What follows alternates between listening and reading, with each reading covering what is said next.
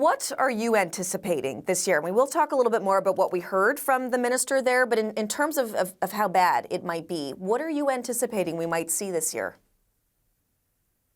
So similar to last year, I am anticipating an early start to the season, really fueled by this severe drought that we have in Alberta, but also extending sort of north into the Northwest Territories and northeast BC. That sort of boreal region is under a severe drought right now, and it doesn't look like we're going to get the precipitation that we need to pull us out of it.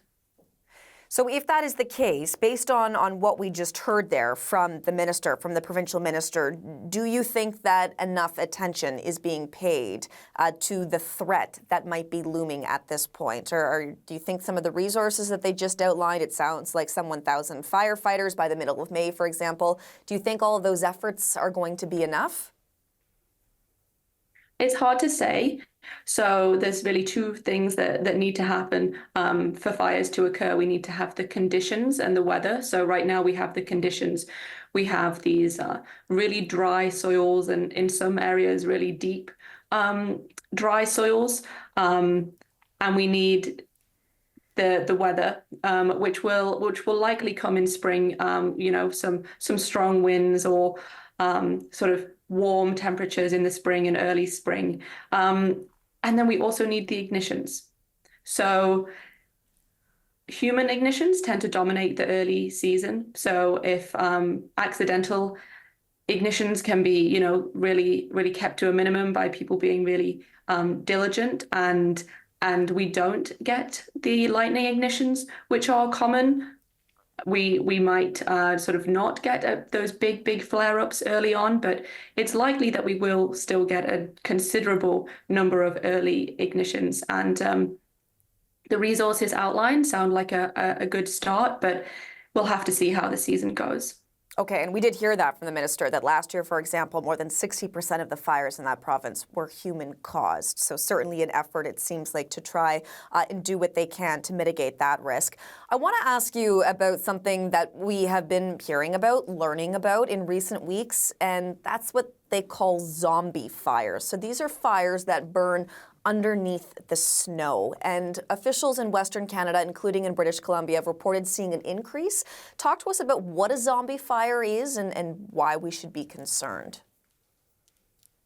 Absolutely. So a zombie fire in the sort of wildfire science and sort of wildland fire community, we call it either a holdover fire or an overwintering fire.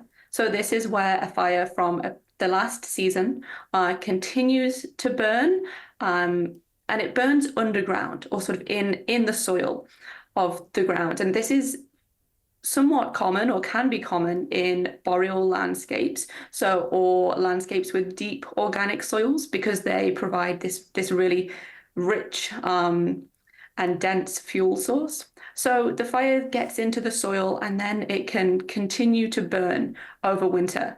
And without really cold temperatures and a lot of precipitation, which of course we're not seeing this season, these can hold over. They can continue to burn in the soil. And it poses a threat because when the limited snow that we have melts away, it probably or potentially won't provide enough moisture to put out that fire. And so this could sort of, with winds, be sort of picked up into a flaming fire again in the spring, and potentially sort of be an ignition without even the lightning or the human ignitions that we've mentioned. There was a question from a reporter about climate change, and what we heard from the minister is that, yes, they are monitoring how weather patterns caused by climate change may or may not affect this year. And he brought up the fact that it's an El Nino year, so warmer and drier conditions. Do you anticipate, Sophie, that any of that might break at some point in the spring or summer, which might help fire crews out, or is that not something that should be relied upon at this point? I don't think it should be relied upon. Climate change has really sort of amplified this El Nino effect. So it's very strong this year, which is why we're seeing, these very, very low snow packs and the severe drought that we're in. And even if the El Nino is to break sort of midsummer, we're still going to have a lot of ground to make up on that drought. And so I don't think it's something that should be relied on. Okay, we're going to leave it there for today. But Sophie, we do appreciate you joining us. Thank you for this. Sophie Wilkinson is the Assistant Professor of Resource and Environmental Management at Simon Fraser University. Albertans remember last year's wildfire season all too well. Flames consumed a record-shattering 2.2 million hectares. It's prompted the province to declare an early start to the season this year. Officials are hoping it will give them an advantage. CBC's Julia Wong joins us now live from Whitecourt, Alberta, with more on this. So, Julia, what's Alberta doing to prepare?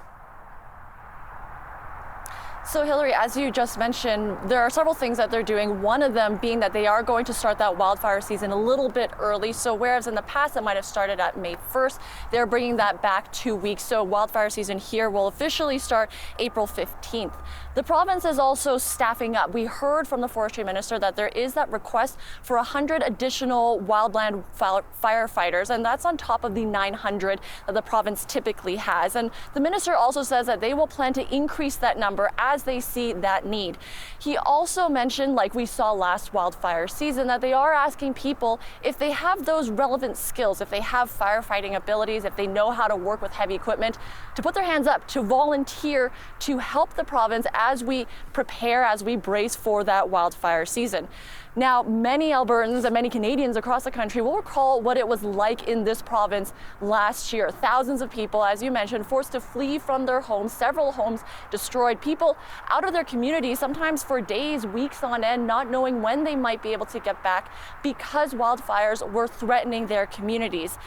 2.2 million hectares burned in this province. It was the worst season that Alberta has ever seen, but the forestry minister says that Alberta is getting ready and they are preparing and confident as they're heading into this upcoming wildfire season. We do have a budget process, and I can't presuppose what the budget process is going to be.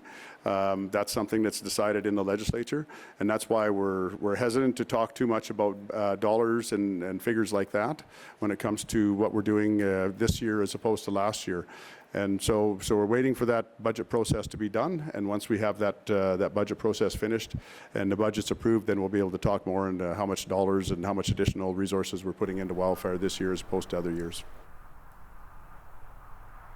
Now, the minister also says that the province will be adding nighttime firefighting capabilities. So what that means is they are using nighttime helicopters that will be able to fly during the night, work on those fires in the dead of night, and hopefully get some head start in putting those flames out. He also says that Albertans can expect to see fire bans and ATV bans a little bit sooner than they have in years past. Julia, what are conditions like right now? So, Hillary, we are in rural Alberta in February, winter time. We're just going to pan and show you what these conditions look like right now.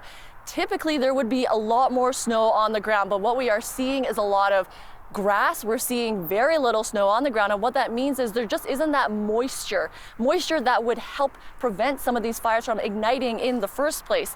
Temperatures are also very much above seasonal. You know, right now we're looking at about 4 to 6 degrees. It would typically be a lot colder than that.